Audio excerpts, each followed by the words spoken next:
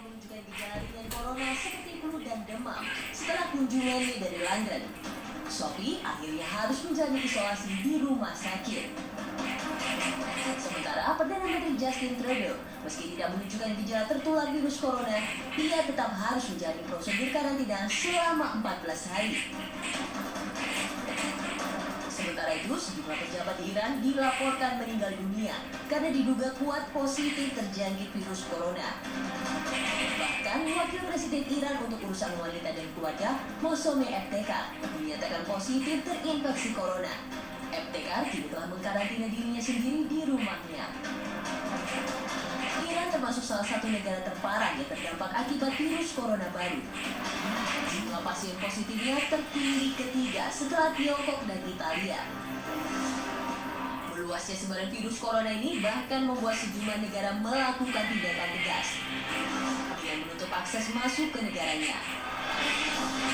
Mulai dari negara asal wabah, Tiongkok, yang menutup akses keluar masuk kota Wuhan.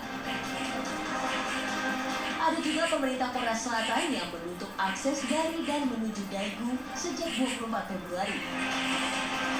Disusul Italia. Setelah menjadi negara terbanyak kasus corona, Italia melakukan keputusan isolasi nasional. Filipina juga mengambil keputusan menutup akses ke kota Manila setelah 52 warganya positif corona. Amerika Serikat bahkan menutup penerbangan ke Eropa ataupun sebaliknya untuk menghindari meluasnya virus corona.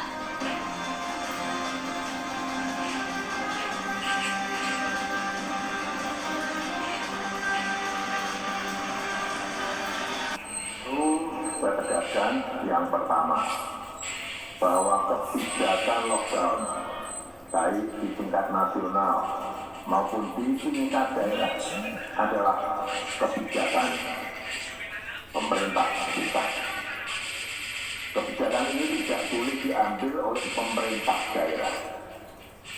Dan sampai saat ini tidak ada kita berpikiran ke arah kebijakan lockdown. Sekarang ini yang paling penting yang perlu dilakukan adalah bagaimana kita mengurangi mobilitas orang dari satu tempat ke tempat yang lain. Semua kebijakan besar di tingkat daerah terkait dengan COVID-19 harus dibahas terlebih dahulu dengan pemerintah pusat untuk mempermudah komunikasi. Saya minta kepada daerah untuk berkonsultasi membahasnya dengan kementerian terkait dan Satgas COVID-19. Menindaklanjuti instruksi Presiden dalam mengantisipasi kasus COVID-19, Forum Komunikasi Pimpinan Daerah Sulawesi Selatan menggelar rapat khusus di Makassar, Sulawesi Selatan. Gubernur Sulawesi Selatan Nurdin Abdullah bersama Kapolda Sulawesi Selatan Iren Pomas Guntur Laupe dan Kasda 14 Hasanuddin memutuskan untuk melakukan sejumlah tindakan pencegahan penyebaran COVID-19 ini.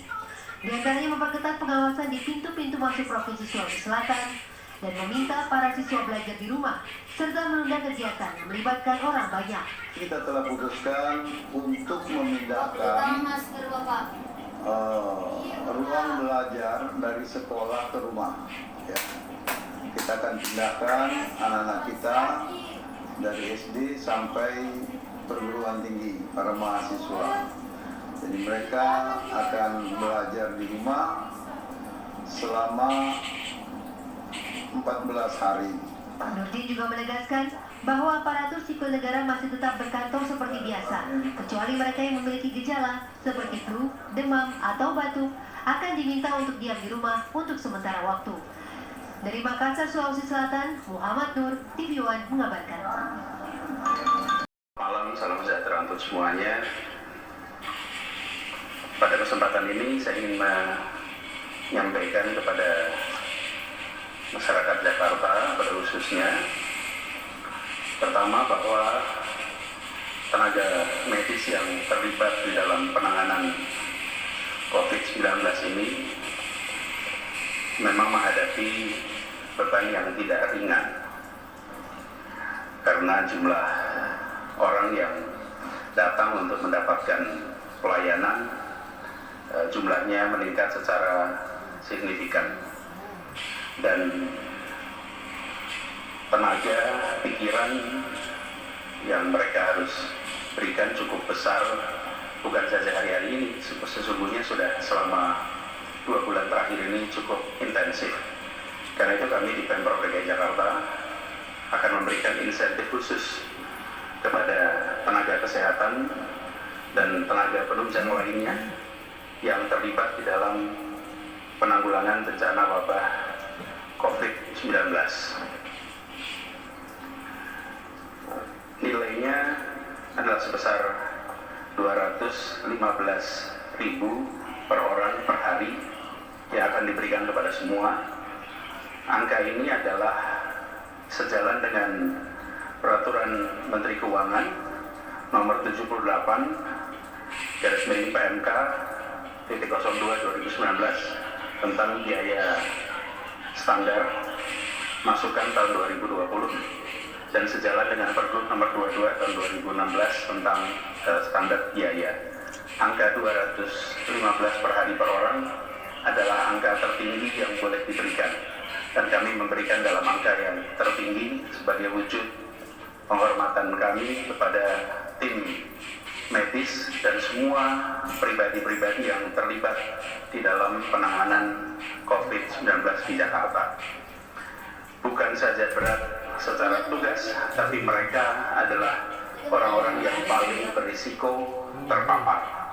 Bahkan seperti kami sampaikan kemarin, sebagian pun sudah dalam kenyataannya terpapar COVID-19. Orang kantoran mungkin bisa, tapi itu kantoran juga tertentu juga. Seperti Anda media tidak mungkin kerja di rumah kan? Kalau pabrik tidak mungkin kerja di rumah. Kalau tenaga kesehatan, restoran, atau makanan, pasar, apa dan sebagainya tidak mungkin di rumah kan? Jadi ada bisa, ada yang tidak bisa. Tidak semua orang bisa beraktivitas di rumah. Gitu. Baik, Pak Yusuf Kalla, melihat demografi Indonesia sangat beragam, Pak, khususnya dalam hal ekonomi, kemudian budaya, dan juga sosial. Bagaimana kalau lockdown ini diberlakukan, imbasnya Pak terhadap negara ini? Apa?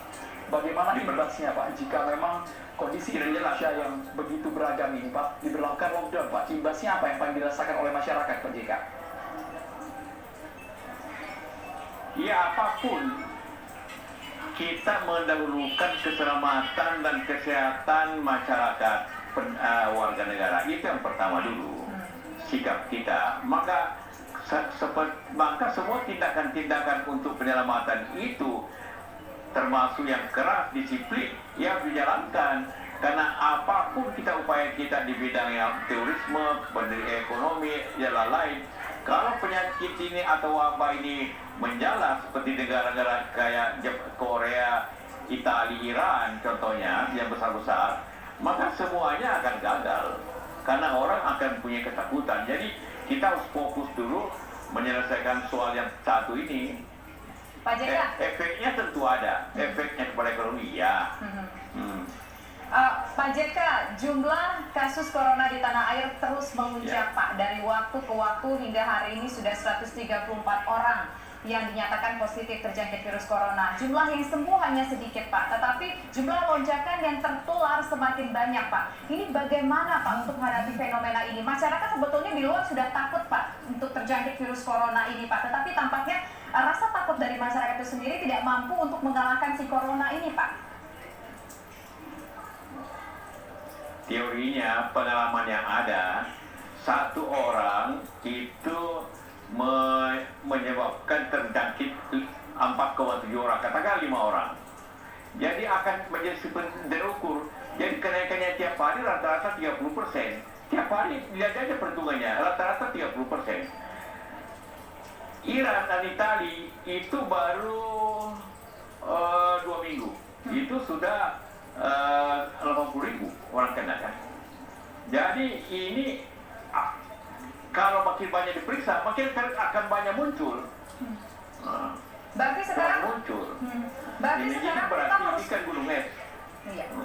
Pak, berarti Bapak dari tadi mengatakan bahwa ini karena masih sedikit yang diperiksa, makanya baru jumlahnya 134. Jadi mungkin ada kemungkinan kalau lebih banyak lagi diperiksa, jumlahnya bisa terus bertambah, loncat begitu luar biasa angkanya, Pak. Artinya sekarang yang harus dilakukan selain menghindari kontak sosial adalah melakukan pemeriksaan yang lebih efektif lagi, begitu Pak? Iya, tentu. Karena itu pemerintah sudah berusaha untuk itu, menambah laboratorium. Nanti lagi ada pemeriksaan massal lewat alat yang lebih mudah, hanya dibutuhkan 30 menit. Sekarang untuk 3 hari, ya pasti banyak sekali yang tidak terjangkau. Akibatnya berbahaya. Kalau kurang yang terjangkau, maka penyebarannya akan lebih cepat lagi. Karena bisa saja banyak orang sakit tapi tidak diketahui, makanya kita menyebarkannya itu lebih cepat daripada biasanya. Kenapa China, Korea bisa sekarang menurun? Akibat memeriksa yang terlalu banyak sehingga mengetahui yang mana menyebar atau tidak. Jadi bisa di-stop bisa dikurangi lah. Saya tidak akan di-stop, tapi jauh berkurang apabila makin banyak diperiksa gitu kan, makin banyak diketahui informasi. Baik.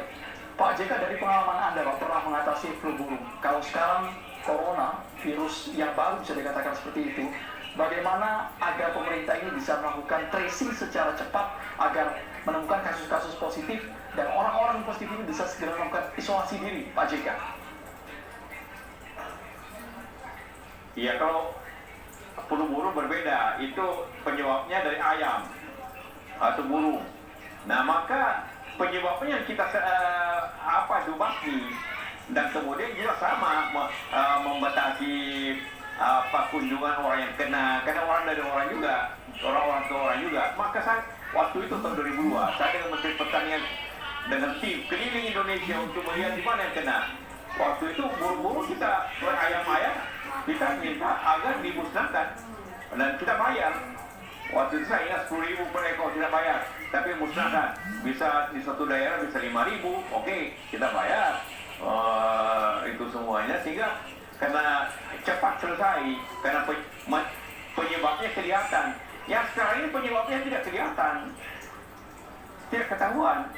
Jadi musuh yang kita tidak lihat, gitu kan? Kalau dulu kita lihat musuhnya.